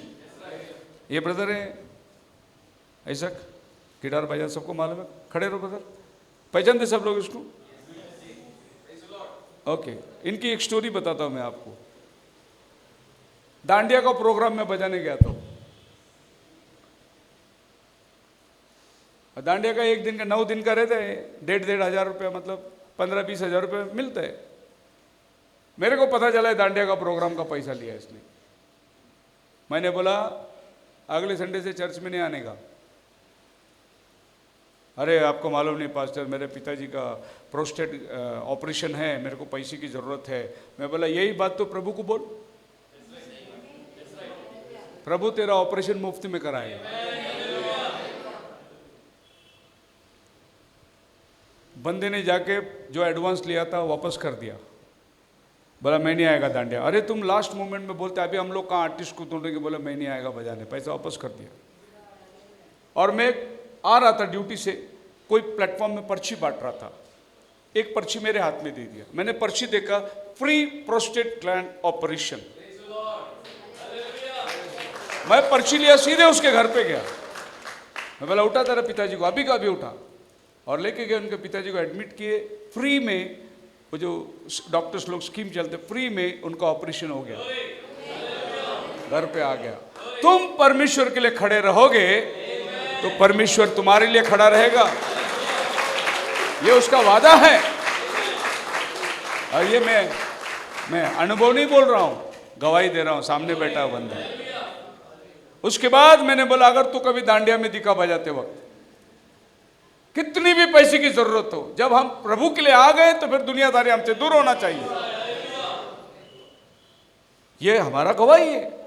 अगर हमारे अंदर ट्रांसफॉर्मेशन नहीं होता है तो फिर कई गड़बड़ है हमारे जीवन के अंदर। आप एक बच्चे को डॉक्टर के पास ले जाओ, बोले डॉक्टर जी 2-6 महीना हो गया, अभी भी बच्चे का वेट नहीं बढ़ रहा है, तो फिर गड़बड़ है बच्चे के अंदर। उसके पेट में कीड़े हैं, डॉक्टर दवाई देगा, कीड़े बाहर निकालेगा, तभी खाना उसको पचेगा। तो आप अगर आत्मा में नहीं बढ़ते हैं तो आपके पेट में कीड़े हैं, बीमारियां हैं आपके अंदर, आपको आपका बीमारी निकालना है। We are to be transform to be more like Christ. हमें प्रतिदिन मसीह के स्वरूप में बनते जाना है। हमारी इमेज जो है वो मसीह के स्वरूप में बनता जाना है। 2 कोरिन्थियंस चैप्टर 3 वर्स 18 के अंदर पौल कहता है ग्लोरी टू ग्लोरी, हम अंश अंश करके प्रभु के स्वरूप में बदलता चला जाना चाहिए। बोलो हालेलुया। आज लड़के लोग जो है वो दुनियावी रूप में, दुनिया के तरीके से बदलना चाहते हैं, लेकिन आज प्रभु आपके जीवन में क्या बदलावट को चाहता है। बहुत सारे विश्वासी घरों में मैं जाता हूँ तो देखता हूँ कभी कभी कोई घर में जवान लड़के होते हैं, थोड़ी स्टाइलिश लड़के होते हैं, तो बड़ा सलमान खान का फोटो लगा हुआ है उधर से, आने जाने के टाइम पे सलमान खान को देखता रहेगा वो। विश्वासी के घर में दाऊद राजा का फोटो होना चाहिए, सुलेमान का फोटो होना चाहिए। सलमान खान तुम्हारे घर में क्या कर रहा है? ये पास्टर लोग की ये पड़ गई अभी पंजाब साइड में। मैंने दर्शन देखा कि सलमान खान अपनी मीटिंग में आ रहा है, दर्शन देगा पास्टर। और फिर ये बात किसी ने घूमते घूमते बता दिया सलमान खान को, अरे तुम मीटिंग में जा रहे करके खुदा ने दर्शन दिया। तो सलमान खान ने खुदा ने दर्शन दिया तो जाएंगे, और वो बेचारा इधर आ गया तो पास्टर बोलते देखा मेरा दर्शन सच हो गया, आ गया देखो। बेवकूफ, प्रभु उसको काय को बुलाएगा? वो क्या करेगा? इधर आके गाना गाएगा? वो क्या प्रभु की महिमा करेगा? आप मेरे साथ हो? जॉनी लीवर भाई बहुत प्रचार करते थे, और दूसरी जगह उसको प्रीचिंग को बुलाते थे लोग। वो अपनी गवाही, मैंने ऋतिक रोशन के लिए प्रार्थना किया, उसका किडनी का स्टोन गिर गया, मैंने इसके लिए प्रार्थना किया, वो ठीक हो गया, उसके लिए प्रार्थना किया, वो ठीक हो गया। मैं बोलता हूं अगर तूने अपना जीवन प्रभु को दिया तो तू फिल्म इंडस्ट्रीज में क्या कर रहा है? आप मेरे साथ हैं? प्रभु मिल गया, आपका लाइफ ट्रांसफॉर्म होना चाहिए। तुम उसमें जब बाहर निकलना चाहिए, तुम उसमें अवध नहीं पड़े रहे, क्योंकि वो चीज आपको मेल नहीं खाती। And transform into the image of Christ, मसीह के स्वरूप में बदलता चला जाए। सो बहन लोग, नए फैशन वाले कपड़े आ गए, ऐश्वर्या राय का ही नई कपड़ी पहन के आई, वो कपड़े मत पहन के आओ, इधर वो पहन के आओ जो विश्वासी लोग पहन के आते हैं। हमें विश्वासी बहन के सदृश अपना स्वरूप को बनाना है, ना कि दुनिया वाली इमेज की तरफ में। ट्रांसफॉर्मेशन आपके लाइफ में चाहिए 2025 में। आज पहला दिन है, अब ये पहला दिन से शुरू ऐसे ठोकते रहूंगा वचन से मैं, जिसको बदलना नहीं है उसके सर में दर्द आके अपने आप चला जाएगा उठ के। वो मेरा काम अभी, मैं अभी नहीं, अब बहुत टाइम हो गया। 25 साल कोई मामूली बात थोड़ी है। बॉम्बे पुणे 25 साल करता आया, कोई मामूली बात नहीं है। अभी टाइम आया परफेक्शन का, सिद्धता का टाइम आया। भाई काम से मतलब रखो, खाली पीली टाइम पास मत करो। आप है प्रभु के देह के अंदर, प्रभु की देह की उन्नति की बात करो। आओ हम मिलकर प्रभु का नाम को ऊंचा करेंगे। मुझे आपकी संपत्ति से, आपकी नौकरी से, आपके घर से मुझे कोई लेना देना नहीं है। आप प्रभु में हैं, आप मेरा भाई है। हम जो मिलकर प्रभु की सेवा को ऊपर उठाएंगे। Praise the Lord. 2 Corinthians chapter 5 verse 17 के अंदर लिखा है, we are new creations and we shouldn't look like what we did when we were not saved. Our goal is to be like the world but like the Christ. अगर आप मसीह में हैं तो आप एक नई सृष्टि है। पुरानी बातें, बोलो हालेलुया। अगर आप प्रभु में हैं तो यू आर न्यू क्रिएचर। पुराना बात आपके जीवन से निकल जाएगी। You will develop yourself. When we are transformed, we shed the light of Christ into the darkness of the world. अगर हमारा जीवन बदलावट होगा तो आपके अंदर से प्रभु की रोशनी निकलेगी, और जब आप अंधकार में रहोगे तो आप वहां भी चमकोगे। आप में प्रभु दिखाई देगा, आपके अंदर प्रभु का सवास दिखाई देगा लोगों को। लोग खुद कहेंगे, अरे आपका जीवन बदल गया ब्रदर। और यही आपके लिए सबसे बड़ी साक्ष्य होगी कि आप पहला क्या थे और अभी आप क्या है। सो एक नया जीवन आपके अंदर से उभरना चाहिए, एक कोमल लाइफ। अब देखिए, एक बीज में से एक जब पौधा निकलता है, कितना नॉर्मल, कितना क्या बोलते हैं, कितना सॉफ्ट रहता है वो, कितना नाजुक रहता है वो, कितना। ऐसा बिलीवर लोग एक नाजुक वस्तु बनना चाहिए। यह नहीं कि दिखता नहीं क्या ब्रदर, तू बिलीवर है, तू एक नाजुक पौधे के समान होना चाहिए।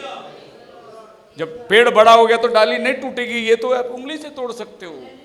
एक नाजुक विश्वासी, निर्मल दूध परमेश्वर कहता है मैंने तुम्हें पिलाया। हमारा लाइफ जो है ये बात को गवाही देना चाहिए कि हम हैं कौन। आप मेरे साथ हैं। चौथी चीज, इस 2025 के अंदर हम लोग विजडम को खोज करेंगे। Let us seek wisdom. बुद्धिमान बनेंगे, निर्बुद्धियों की समान चाल चलन नहीं चलेंगे। विजडम क्या चीज है? ज्ञान अलग चीज है, बुद्धि अलग चीज है। ज्ञान दुनिया देती है, बुद्धि खुदावन देता है। ज्ञान से आप साइंस को समझ सकते हैं, बुद्धि से आप खुदा को समझ सकते हैं। बुद्धि कभी भी नुकसान की बात नहीं करेगी, ज्ञान नुकसान की बात करेगी। ज्ञान से नुकसान होगा, बुद्धि से कभी नुकसान नहीं होगा। ज्ञान से अग्नि मिसाइल बनाओगे, बुद्धि होती तो तुम मिसाइल नहीं बनाओगे, क्योंकि मिसाइल से हजारों की जान जाएगी और बुद्धि ये काम नहीं करने देगा तुम्हें। लेकिन तुम साइंटिस्ट हो, ज्ञान बहुत है तुम्हारे पास, तो तुम बनाओगे। लेकिन जब बुद्धि आती है खुदा के पास से, विजडम जिसको बोलता है, जब प्रभु ने सुलेमान को बोला मांग तुझे क्या चाहिए, बोले मुझे विजडम चाहिए प्रभु, ताकि मैं तेरे लोगों का न्याय कर सकूं। तुम्हारे पास बुद्धि है? किसको बोलते हैं निर्बुद्धि? किसको बोलते हैं मूर्ख? किसको बोलते हैं हम लोग? जिनके पास परमेश्वर की बुद्धि काम नहीं करती। परमेश्वर का बुद्धि और संसार का ज्ञान, ज्ञान भी होना चाहिए, लेकिन बिना बुद्धि का ज्ञान जो है आपको मिसगाइड करेगा।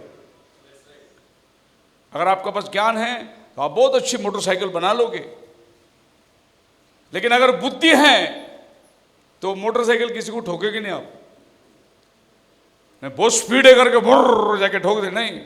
बुद्धि होगी तो उसको आप संभाल के चलाओगे। ज्ञान है, आपको चलाने का मालूम है, आपको रफ्तार मालूम है, ज्ञान की बात और है।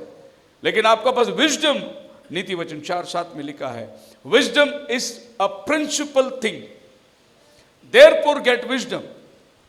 बुद्धि आपके जीवन के अंदर प्राधान्य, प्रथम स्थान, इसीलिए बुद्धि को प्राप्त करो। कोई कोई बच्चे बुद्धिमान होते हैं, परमेश्वर ने उसको बुद्धि दिया है।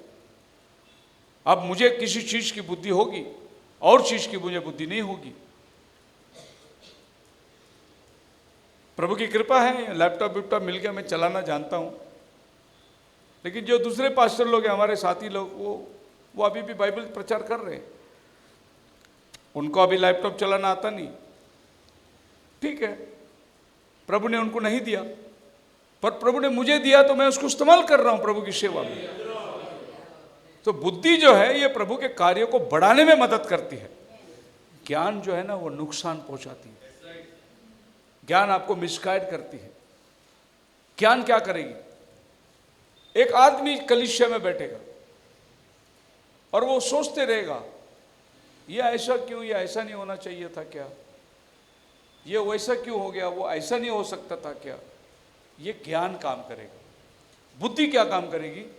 ये वचन के साथ है क्या, वचन ऐसा कहता है क्या, ये बुद्धि काम करेगी। और फिर आपको पवित्र आत्मा ऑटोमेटिकली अगुवाई करेगा। बहुत से लोग चर्च में ज्ञान से बैठे रहते हैं, बुद्धि उनके पास होती नहीं। लेकिन आपको प्रभु के पास आना है तो सबसे प्राधान्य बुद्धि है। It's a principal. प्रिंसिपल का मतलब कि आपके लाइफ में प्रिंसिपल होना चाहिए कि आप है क्या, और आप अपने प्रिंसिपल के हिसाब से चलो। आपके लाइफ के अंदर आपने एक स्टैंडर्ड मेंटेन करना बहुत जरूरी है। मैं ऊंच नीच वाली बात नहीं करता हूं, बल्कि एक स्टैंडर्ड मेंटेन करना बहुत जरूरी है। अगर मैं आपके सामने आके खड़ा हूं और शर्ट को 4 फोल्ड ऊपर कर लिया, 4 बटन खोल के डाल दिया, और इन मैंने इधर इन कर दिया ऐसा, और एक बाहर पड़ा रह गया, तो कैसा लगेगा आपको? हाँ, कहा मवाली को लाके खड़ा किया बोलेंगे। तो मुझे अपने आप को मेंटेन करना है, क्योंकि मैं वो जगह में खड़ा हूं जहां प्रभु खड़ा रहता है। इसको बोलते हैं बुद्धि। अगर बुद्धि होगा तो तुम ये काम करोगे, अगर बुद्धि नहीं तो आप ऐसे भटकते रहोगे। प्रभु को भवन में जाना है, ब्रदर ब्रैनम बोलते अच्छे से अच्छा वस्त्र पहनो। तुम्हारा पास ज्यादा नहीं होगा वस्त्र, लेकिन जो है उसको धो के इस्त्री करके साफ पहनो। मेरे जूता में पॉलिश भी नहीं होगी ना तो मुझे जूता पहनने को शर्म आता है। मैं इधर ही खड़ा हूं, जाओ मेरे गाड़ी में, मेरे पीछे की सीट के पीछे पॉलिश का डब्बी और ब्रश होगा। मैं पहले मीटिंग में उतरने के पहले गाड़ी के अंदर ही बैठ के मेरे जूता को पॉलिश कर लेता हूं मैं, बिकॉज मेरे को वो स्थान पे खड़ा रहना है जो स्थान पे प्रभु खड़ा रहता है, और अपने आप को मेंटेन करना बहुत जरूरी है। हालेलुया। और आपको मालूम हो ना हो, पहले तो उतना नहीं था, प्रभु ने दिया है बहुत कुछ। उत्तम से उत्तम कपड़े पहनकर मैं प्रभु के लिए खड़ा रहता हूं। ये मेरा अपना स्टैंडर्ड है, मैं उसके कॉम्प्रोमाइज नहीं कर सकता हूं। मैं जीन्स पैंट पहन के, टी शर्ट पहन के नहीं जा सकता हूं। मेरे को अपना स्टैंडर्ड मेंटेन करना है। परमेश्वर ने मुझे दिया हुआ विजडम है। अरे मैं जब भी जाता हूं ना पास्टर लोग की मीटिंग में और इसमें उसमें, तो लोग पास्टर लोग देते रह जाते मेरे को। मेरा अलग ही कपड़ा रहता है, पास्टर लोग को भी हैरान करने वाले कपड़े रहते हैं, एकदम डिसेंट कपड़ा। ये उम्र में पास्टर लोग मेरे कान में आके बोलते हैं आप बहुत स्मार्ट दिखते हो। अरे बेवकूफ, स्मार्ट नहीं, मैं मेरे खुदा के लिए 55 साल में क्या स्मार्ट दिखना है अभी, लेकिन मेरे खुदा के लिए मुझे स्मार्ट दिखना है। मेरा बाल सेटिंग बराबर होना है, रोज मेरे को शेविंग करना है। अगर दाढ़ी रखता रहेगा तो बात अलग है, पर मैं दाढ़ी नहीं रखता हूं तो मेरे को डेली शेविंग करना है।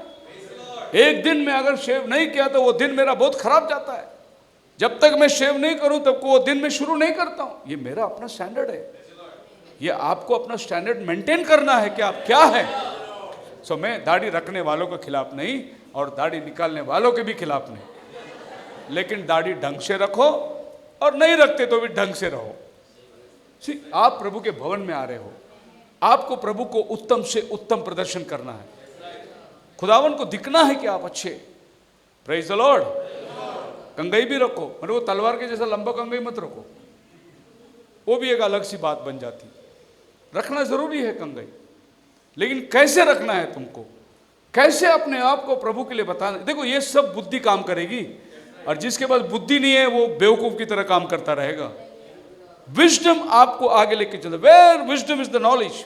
The world is full of educated people, we have multiple college and degrees, yet they do things that aren't very wise।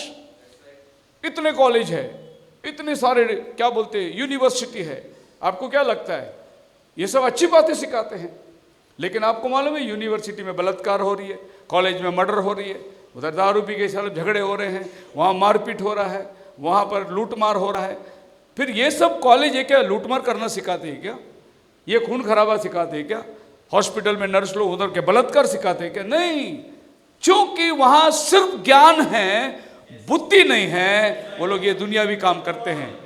लेकिन प्रभु के भवन में ऐसा काम नहीं होता, क्योंकि यहाँ ज्ञान भी है, यहाँ बुद्धि भी है।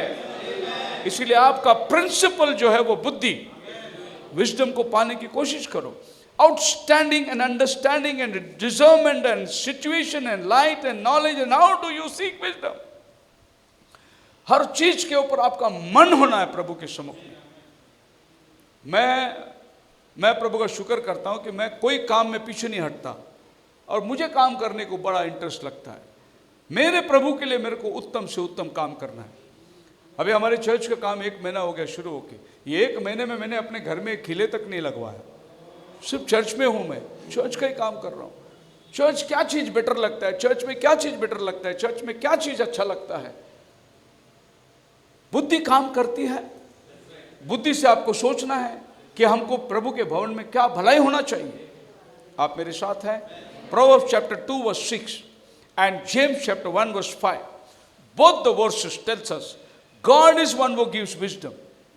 ये दोनों वचन यही कहता है, बुद्धि परमेश्वर के पास से आती है, ज्ञान कॉलेज में मिलता है, और जिसको कॉलेज नहीं उसको नॉलेज नहीं है। नहीं, लेकिन बुद्धि कॉलेज नहीं देती, बुद्धि चर्च देता है, प्रभु का भवन बुद्धि देता है। और आपको प्रभु के भवन में बने रहने के लिए ये दोनों वर्ष कहते हैं, king Solomon could have asked God for anything but he choose to ask for wisdom. Solomon ने हीराम का राजा को बोला मेरे को मंदिर बनाने के लकड़े चाहिए, उसने दूसरे राजा को बोला कि मुझे पत्थर चाहिए, उसने और राजा को बोला मुझे सोना चाहिए। 666 किलो सोना हर साल उसको मिलती थी मंदिर बनाने के लिए। लेकिन जब परमेश्वर ने उसको बोला क्या चाहिए, उसने बोला मेरे को बुद्धि दे, क्योंकि परमेश्वर बुद्धि देता है। हीराम का राजा बुद्धि नहीं दिया, वो लकड़ी दिया, वो पत्थर दिया, वो सोना दिया, वो मंदिर बांधने के औजार दिया, लेकिन बुद्धि कौन दिया मंदिर बनाने के लिए? खुदावन। इसीलिए उसने खुदा से बोला मुझे बुद्धि चाहिए। He was the one of the richest and more powerful kings in the history। इतिहास के अंदर उससे महान राजा कोई नहीं बना, उससे धनवान कोई नहीं बना, उसके जैसा बुद्धिमान कोई राजा नहीं बना, ना इससे पहले कोई होगा ना इससे बाद में कोई था। Although he did not apply the wisdom to his relationship, लेकिन उसने गड़बड़ी कर दी। उसने अपनी बुद्धि को अपने परिवार में इस्तेमाल नहीं किया, और वो मरते दिनों में बहुत बुरा हाल हो गया उसका। अपने बुद्धि को उसने प्रभु का भवन बनाने के लिए इस्तेमाल किया, लेकिन अपने निजी जीवन को उसने वो बुद्धि इस्तेमाल नहीं किया। इसीलिए वो पारो की बेटी से शादी किया, उसकी बेटी से शादी किया, उसकी बेटी से शादी किया। वो सोचा सारी पृथ्वी में शांति बनाए रखने के लिए सारे देश में से लड़की लेता रहा, और इतना लड़की ले लिया कि 7000 रानी हो गई, 700 रानी हो गई, और घर के अंदर 300 रखेलियां, टोटल 1000 रानी हो गई। बुद्धि इधर नहीं इस्तेमाल किया उसने, बाकी सब जगह बुद्धि को इस्तेमाल किया, और ये उसका गिरावट का कारण बन गया। मरते मरते वो बाल देवता की उपासना करके मरा, क्योंकि जो औरतें उसने ली थी वो औरतों ने अपनी देवी देवताओं को साथ में लाए और सुलेमान के घर में देवी देवताएं बन गए। जब सुलेमान ने शादी करी तो उसने क्या किया पता है? प्रभु का भवन के लिए अलग और अपने लिए अलग। बोले कि नहीं, ये घर में प्रभु का वचन नहीं, उसके लिए अलग घर बनना है और वहाँ प्रभु का वचन रहेगा। अब मेरे घर में जो है इतनी रानियाँ रहती है, सब परराष्ट्र से आए हुए लोग हैं और परराष्ट्र के देवी देवताएं भी उनके घर में आए हैं। उसने बोला नहीं, मैं प्रभु के लिए मेरे बाप ने जो किया वो भवन को मैं बनाऊंगा। सो सुलेमान राजा को परमेश्वर ने दर्शन दिया, उसने बुद्धि मांगा। अगर आपके पास बुद्धि आई तो दुनिया की सब चीज आपके पास आई। प्रभु ने बोला क्योंकि तू बुद्धि मांगा, मैं तुझे सब देता हूं, मैं तुझे ऐश्वर्यता देता हूं, मैं तुझे धन देता हूं। क्योंकि जब बुद्धि है तो धन सही ढंग से इस्तेमाल करना आएगा। आप मेरे साथ हैं? हम लोगों को पैसे की कीमत मालूम है, क्योंकि हम लोगों को जो पैसे मिलते थे वो 54 का जमाना था। रोज का मेरे को स्कूल का खर्चा 20 पैसा मिलता था। कितना? 20 पैसा। जब मैं first second standard third standard 20 पैसा। ये 20 पैसा में 5 पैसे की कुल्फी आती थी, 5 पैसे की वड़ा पाव, 5 पैसे की चिक्की मेरे को बहुत पसंद था। फिर भी 5 पैसा बच जाता था रिसेस में। कितना खाएगा? वो 5 पैसा सेविंग में जाता था और हम लोग चर्च को ऑफरिंग देते थे वो 20 पैसे में से। आज 20 पैसा कोई लेगा क्या? कैडबरी चॉकलेट ही 50 रुपया है, छोटा वाला। तो फिर आप देख सकते हैं कि विजडम आज बच्चे लोगों को जरूरी है। वो पैसे कहां चला रहे हैं, कौन सा पैसा कहां इस्तेमाल कर रहे हैं। अगर विजडम नहीं तो फिर ये पैसा कुछ काम का नहीं आपका। आदमी इस तरीके से भिखारी बनता जाएगा क्योंकि उसको पैसा खर्च करना आता ही नहीं। पैसा खर्च करने के पहले यह समझना जरूरी है पैसा आता कहां से। अगर आपको ये महत्व मिल गया पैसा कहां से आता, तो आप खर्चा करने में भी सोचने मजबूर हो जाओगे कि ये पैसा कहां खर्च करना है, क्योंकि आया कहां से और मैं खर्च कहां कर रहा हूं। और जो बेफजूल खर्चा है इस तरीके से, उसको बुद्धि नहीं है। ज्ञान बहुत है लेकिन बुद्धि काम नहीं कर रहा है। सो जब बुद्धि काम करेगी तो आपको पता चलेगा खर्चा कैसा करना है। हमने पहली पगार 600 रुपया डरबी होटल में मेरे को मिला था, पहला पगार। और 600 रुपया लेके के मैंने वैसे मेरे माँ के हाथ में दिया। 1 रुपया भी लिया नहीं, क्योंकि खाना फ्री था होटल में, सब कुछ फ्री था। पैसा क्या करना है? आने जाने के लिए साइकिल थी। कल्याण से मैं अंबरनाथ रात को 3 बजे साइकिल चला के आता था और सुबह 4 बजे दोपहर को 4 बजे साइकिल चला के कल्याण जाता था। मोटरसाइकिल तो था ही नहीं। अब अंदाज लगाएं कि 10-10 किलोमीटर साइकिल चला के काम पे जाना, काम पे आना। हम लोग को पैसे का इंपॉर्टेंस मालूम पड़ा कि इतना तकलीफ से जाके काम करेंगे। महीना भर 600 रुपया मिलता था। वो 600 रुपया ऐसा माँ के हाथ में ला के देती थी। आज 600 रुपये की क्या वैल्यू है? 600 रुपये को कितना पेडल मारा हमको मालूम है, हमने कितनी मेहनत करी वो हमको मालूम। आप मेरे साथ हो? आपको आश्चर्य हो गया 600 रुपये में आपको भी नौकरी गिरेंगे। मैंने 600 रुपये में नौकरी किया है। जैसे ही स्कूल की छुट्टी होती थी 2 महीने, मैं चाय की दुकान में काम करता था। हमारी माँ chemical factory, universal chemical factory, उसके सामने महाराज का एक चाय का दुकान था, नाश्ता वाश्ता बनती थी, वहाँ मैं काम करता था। 2 महीना 300 रुपये पगार, 2 महीने का 600 रुपये मिलता था। जैसे स्कूल चालू हुई, मेरा स्कूल का बैग, मेरा जूता, मेरा कपड़ा, मेरा किताब, ये सब खर्चा मैं खुद करता था 600 रुपये में। ये 2 महीना सब बच्चे लोग क्रिकेट खेलते थे, घूमने जाते थे, मैं चाय के दुकान में काम करता था। मुझे पैसे की कीमत मालूम है, कैसा उसको कमाना है और कैसा उसको खर्च करना है, ये मैं जानता हूं। इसको बोलते हैं विजडम। अगर आपके पास बुद्धि होगी तो आप सही ढंग से खर्च करोगे। बुद्धि नहीं है तो आप ही को मालूम नहीं पैसा आता कहां से, पैसा जाता कहां से। आप मेरे साथ हैं? 5वां चीज, परस्यू होलीनेस। पवित्रता का पीछा करो, मेंटेन टू बी होली। मुंह से गाली गलौज मत निकालो, किसी की बुरी बात मत बोलो, किसी की नालिश मत करो, किसी की निंदा मत करो। इसको बोलते हैं मेंटेन होलीनेस। प्रभु बोलता है जैसा मैं पवित्र है ऐसा तुम भी पवित्र बनो। व्हाट इज पवित्रता? पवित्रता यह है कि तुम्हारे पॉकेट में तंबाकू और सिगरेट का पैकेट नहीं मिलेगा, तुम दारू के नशे में नहीं रहोगे। पवित्रता क्या है? तुम परमेश्वर के मंदिर हो, तुम्हारा मंदिर पहला पवित्र होना जरूरी है, तो परमेश्वर तुम्हें कैसे वास करेगा? What is holiness? सभी अशुद्ध चीज से दूर रहना वही पवित्रता है। पवित्रता किधर से बाहर से मंगाने की जरूरत नहीं, पवित्रता तुम्हारे अंदर है। तुम अगर अशुद्ध काम नहीं करोगे तो तुम पवित्रता में हो, तुम अगर अशुद्ध काम करोगे तो तुम्हारा पवित्र शरीर अपवित्र बन जाता है। होलीनेस, हाँ जी सुनो, एक जमाने में होलीनेस क्या था? अगर एक लेवी किसी को छू लिया अशुद्ध वस्तु को, तो सूरज ढलने तक वह अशुद्ध रहता था। होलीनेस पुराने जमाने में, बाइबल के दिनों में होलीनेस किसको बोलते थे? एक स्त्री अगर मासिक धर्म में है, उसको अलग कमरे में बंद किया जाता था, उसका बर्तन, उसका कपड़ा, उसका किसी वस्तु को हाथ नहीं लगाते थे। होलीनेस मेंटेन करते थे बाइबल के दिनों में। अभी हम लोग को प्रभु ने नियम से बाहर निकालकर अनुग्रह में लेके आया है, लेकिन पवित्रता कैसे मेंटेन करते थे लोग? प्रभु ने होलीनेस किसको बोला है? अपने होठों से कोई अशुद्ध चीज नहीं, आपके होठों में कोई अशुद्ध चीज लगना नहीं चाहिए। और ये सब चीज, जितनी चीज नशीली है, ये सब अशुद्ध है। आप मेरे साथ हो? और जब ये चीज आपको छूती है, आप अपवित्र होते हैं। और जब आप अपवित्र होते हैं तो प्रभु का आत्मा आपसे दूर चला जाता है। इसके लिए होलीनेस मेंटेन करना बहुत जरूरी है, पवित्रता।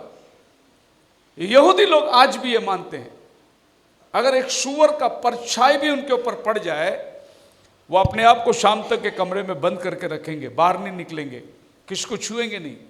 वो सूअर अशुद्ध प्राणी है। आज मुसलमान को तुम बोलो सूअर बोलने के लिए, वो अपने मुंह से सूअर नहीं बोलेगा। वो सूअर बोला तो वो अशुद्ध हो जाता है। वो ऐसा पवित्रता मानता है। दुनिया में बहुत पवित्रता है। आप जैन लोग को देखो, रोड पे चल के जा रहे हैं, वो वाहन में नहीं बैठेंगे, वो यहां से कश्मीर जाएंगे, चल के ही जाएंगे। उनको लगता है कि यह पवित्रता है। मैं कल देख रहा था रात को, उसको एक गाड़ी में बिठा के ढकेल के लेके जा रहे, बुजुर्ग है, बूढ़ा हो गया है, और उसके पीछे एक मारुति वैन चल रहा है, उनका सब सामान उसमें बांधा हुआ है। तो मैं 2 मिनट के लिए खड़े के सोचा था, ये जिस गाड़ी में बैठा है उसको आदमी ढकेल रहा है, उसको भी पहिया है, और उसके पीछे जो गाड़ी आ रहा है उसका आदमी ढकेल रहा नहीं, वो पेट्रोल पे चल रहा है। लेकिन इसका पवित्रता क्या है मालूम है? आदमी ढकेलेगा ना, वो उस पर मैं बैठ के जाऊंगा, गाड़ी में नहीं बैठूंगा मैं। लेकिन वो जो बैठा वो भी गाड़ी है, उसको भी पहिया है, उसको भी हवा है, उसको भी बेयरिंग है, सब है। लेकिन उसका सोच देखो, वो पवित्रता। एक बेचारा आदमी का पसीना जा रहा है, वो उसको ढकेल के लेके जा रहा है। और गाड़ी में बैठता तो कोई पसीने वसीने नहीं, यार एसी लगा के आराम से बैठ के जाओ, जब गाड़ी में ही बैठ के जाना है। लेकिन वो उसको पवित्र मानता है, और दूसरे की गाड़ी में बैठ के जाना वो अशुद्ध मानता है। ये उसके लिए मुंह में कपड़ा बांध के जाता है। कपड़ा इसलिए बांध के जाता है, हवा के अंदर छोटे छोटे जंतु होते हैं, वो अगर हमारे अंदर जाएंगे तो मर जाएंगे। अगर वो जंतु मर गया तो मैं पापी हो जाऊंगा। इसीलिए वो अपने बदन में कपड़े नहीं पहनते, मच्छर को नहीं मारते। एक मच्छर को मारा तो पाप हो जाएगा, इसीलिए मच्छर को नहीं मारते हो। उनको ऐसा नग्न रह के दिखाना है कि कितना भी मच्छर काटे मैं कुछ नहीं कर सकता, कुछ नहीं करूँगा, क्योंकि मैं पवित्र हूँ। ये कर्मों से वो पवित्र बनना चाहते हैं। लेकिन बाइबल बोलता है हमारी धार्मिकता यहोवा के सामने फटी हुई छिंदी के समान है। हमारा पास अगर कोई पवित्रता है, यीशु की पवित्रता है। उसने कभी अपने मुंह से बुरा बोला नहीं, कभी अशुद्ध चीज को छुआ नहीं, कभी किसी को गाली नहीं दिया, कभी किसी से द्वेष नहीं किया। उसको इधर थप्पड़ मारे तो उसने दूसरा गाल दे दिया। 1 मील को जाए वो 2 मील चला, कुर्ता मांगे वो पैजामा दिया। ऐसा हमारा प्रभु ने पवित्रता सिखाया, और उसकी पवित्रता आज आपके और हमारे साथ है। How does a broken and sinful human become Holi and pursue holiness? हम जो पाप में जन्म लिए, हम जो पाप करते आए, बचपन से झूठ बोलते आए, पाप हमारे जीवन में थी, हम पवित्र कैसे बन सकते हैं? In order to be holy we have to belong to God. अगर हमें पवित्र बनना है तो पवित्र खुदा के पीछे चलना है, तब हम पवित्र बन सकते हैं। We are set apart when we accept Jesus Christ as Lord. जब यीशु मसीह को मैं ग्रहण करता हूं, मुझे दुनिया से प्रभु अलग करता है, अपना बेटा और बेटा होने का दर्जा देता है। Because we have relationship with Jesus, we are His children and become holy by association. क्योंकि हम खुदा के बेटे और बेटियां हैं, इसलिए हम पवित्रता की तरफ में बढ़ते जाते हैं। हमारा मेल मिलाप खुदा के साथ होता है, क्योंकि वो पवित्र है, हमें भी वो पवित्र बनने के लिए कहता है। 1 Peter chapter 1 verse 14, Be holy for I am holy. पवित्र बनो। हालेलुया। मैंने एक ऑर्डिनेशन में गया था, कई लोग ऑर्डिनेशन ले रहे थे, वहाँ पेंटिकॉस्टल पास्टर लोग आए थे। मुझे भी बोला आज हमारी ऑर्डिनेशन है पास्टर आओ। मैं भी जाके बैठा, मेरा देखेंगे क्या ऑर्डिनेशन। वो ऑर्डिनेशन करने वाला दोनों हाथ को ऊपर उठाया, दोनों हाथ में चूने की निशानी, पुलपिट के पीछे जाके तंबाकू घस के मुंह में रख के आके ऑर्डिनेशन कर रहा है। ऑर्डिनेशन होने के बाद में वो ब्रदर जो मेरे पास आया बोला ऑर्डिनेशन में, बोला यार तंबाकू का हाथ तेरे सर पे था, क्या ऑर्डिनेशन तेरा हुआ रहेगा मुझे नहीं मालूम। पवित्रता रहा ही नहीं।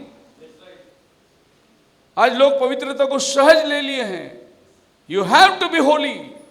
तुम्हें पवित्र बनना है, पवित्रता में रहना है। As obedient children not conforming yourself to the former lust. अपनी दुनियादारी की लालसा और इच्छाओं के अंदर ना जाते हुए उसके ऊपर जय पाकर प्रभु के लिए एक अच्छा जीवन जीने के लिए प्रभु ने हमें बुलाया है। इसके लिए 2025 में हम पवित्रता का पीछा करेंगे, अशुद्धता हमारे जीवन से दूर करेंगे। बोलो हालेलुया। अगर किसी के मुंह से दारू की बदबू आती है, उससे प्रेज लॉर्ड करना छोड़ दो, बात करना छोड़ दो। किसी के पास तंबाकू बीड़ी सिगरेट मिला, बात करना छोड़ दो। अशुद्धता के साथ अभी मेल मिलाप नहीं रखना है। पवित्रता की तरफ में आपको बढ़ते जाना है, आपको पवित्रता के पीछा करना है, क्योंकि प्रभु ने आपको पवित्र बनने के लिए बुलाया है। छठवीं चीज, बस फिनिश करने पर हूं, एक और पॉइंट है, forgive. Ephesians chapter 4 verse 32, be kind to one another, tender hearted, forgiving one another, even as God in Christ forgive you. जैसा परमेश्वर ने हमें क्षमा किया, आप भी औरों को क्षमा करो। तो ये 2025 में हम बदला नहीं लेंगे, क्या करेंगे? क्षमा करेंगे। उसने मेरे साथ ऐसा किया, मैं भी ऐसे ही करूंगा। उसने गाली दिया, मैं भी गाली दूंगा। उसने थप्पड़ मारा, मैं भी थप्पड़ मारूंगा। मैं नहीं छोड़ूंगा उसको, नहीं। 2025 में जो भी मेरे साथ हुआ, मुझे क्षमा करो। मेरे वजह से आपको ठोकर लगा, मुझे क्षमा करो। मैं अपना क्षमा कर दूं, मुझे क्षमा करो, मैं मांग लिया। अभी आपका मर्जी, आप बोलेगा तो मैं क्षमा करूंगा आप, लेकिन अब मेरे तरफ से मैंने अपना पूरा काम कर दिया। मेरे से गलती हो गई, क्षमा मांग लो, क्योंकि इसके बगैर हम रैप्चर में नहीं जाने वाले हैं। हमको उठा लिया जाना है तो हमको इसका भागी बनना बहुत जरूरी है। बोलो hallelujah. If we followed all the resolutions thus far, it should be clear that we are broken creatures in need of God. हमें एहसास होना है हम टूटे हुए थे, हम बिखरे हुए थे, हम लाचार थे, हम पापी थे। परमेश्वर ने हमसे प्रेम किया, हमारे गुनाहों को क्षमा किया। अगर ये सच है तो हम भी अपने रिलेशन के अंदर हर चीज को क्षमा करना जरूरी है। मैथ्यू चैप्टर 6 वर्स 14 के अंदर लिखा है, if you forgive men trespasses, your heavenly father will forgive you. तुम अगर इंसानों के पापों को क्षमा करोगे, परमेश्वर भी तुम्हें क्षमा करेगा। 2025 में अपने मन में किसी के प्रति द्वेष मत रखो, किसी के प्रति नफरत मत रखो। आने वाला साल कैसा रहने का मैं सिखा रहा हूँ। 6 पॉइंट हो गया, एक आखिरी पॉइंट बोल के बंद करूँगा मैं। आज हम लोग आए हैं न्यू ईयर, दुनिया न्यू ईयर की पार्टी मना रही है, होटलों में, दोस्तों में, कंपनियों में, पार्टियों में, लेकिन हम लोग खुदा के पास आके बैठे हैं। प्रभु ये नए साल कैसे जीना है तो हमें सिखा, ये नए साल हम तेरे मार्गों में कैसे चलना है तो हमें सिखा। खुदावन आपके साथ बात कर रहा है, ये नए साल का रेजोल्यूशन प्रभु आपको बता रहा है। यू फॉरगिव योर ट्रेसपासर्स, जो तुम्हारे विरुद्ध में खुदा तुमको क्षमा करे। बदले का भावना अपने अंदर मत रखो। प्रभु तुझे देख लेगा, प्रभु तुझे कर लेगा, मैं कुछ नहीं करूंगा, परमेश्वर तेरा ख्याल रखने वाला। वो तो अजी उसके लाठी में आवाज नहीं है। वो जब मारता है बड़ा साइलेंस से मारता है। खाली हॉस्पिटल में बेड में जाओगे तो याद आता है लाठी बहुत जोर से लगी थी। और फिर एक ही बात है, ऊपर ही नजर आता है। बार बार खाली नर्स आएगी तभी इधर देखना पड़ता है, बाद में ऊपर ही देखना पड़ता है नहीं? प्रभु मारता है और प्रभु देगा आपको बराबर हिसाब किताब, पर आप किसी का बदला मत चुकाना। 7वां पॉइंट, विदाउट ऑफेंस।